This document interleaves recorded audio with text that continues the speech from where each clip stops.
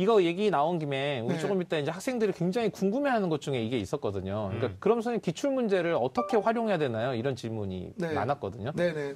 뭐 말씀 꺼내신 김에. 네네. 기출 문제를 어떻게 활용하냐는 거죠. 이렇게 생각하시면 되는 거죠. 우리가 과거의 역사를 배우는 이유는 미래, 현재보다 과거보다 더 나은 미래를 나아가기 위함이에요.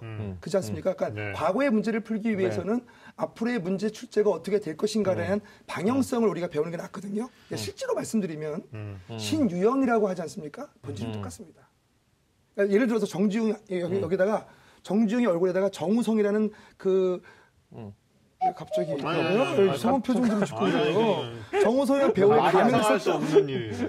정우성이라는 배우의 가면을 썼다고 해서 제가 정우성이 되지 않지 않습니까?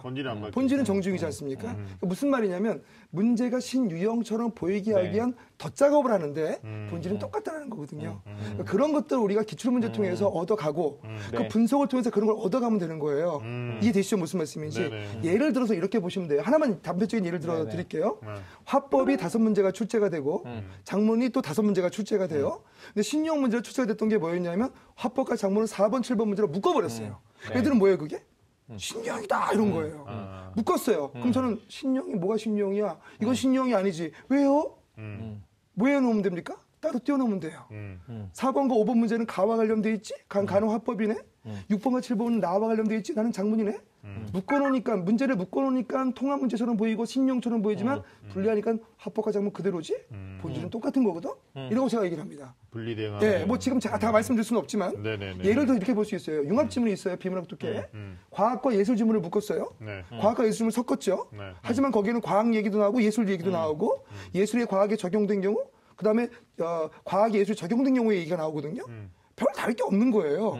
이해되시죠? 무슨 말씀인지? 네, 뒤에 제가 또 긴 융합 지문에 대한 질문을 윤 선생님이 하신다고 해서 그건 또 제가 나중에 설명을 드리겠지만 기출 문제를 통해서 이런 어떤 패턴들에 대해서 연습하시면 되는 거지 굳이 뭐 여러분들이 기출 문제를 많이 풀면서 그걸 분석하고 다시 한번 그러실 필요는 없다는 말씀을 드리고 싶습니다. 그러니까 결국은 그 기출 문제를 통해 가지고 이 수능 국어에서 다루는 중요한 핵심 개념이라든지 학습해야 될 내용들을 캐치해서 그걸 중심으로 공부를 해야 되는 거죠. 예를 들어서 기출 문제에 나오는 개념들은 이미 정해져 있어요.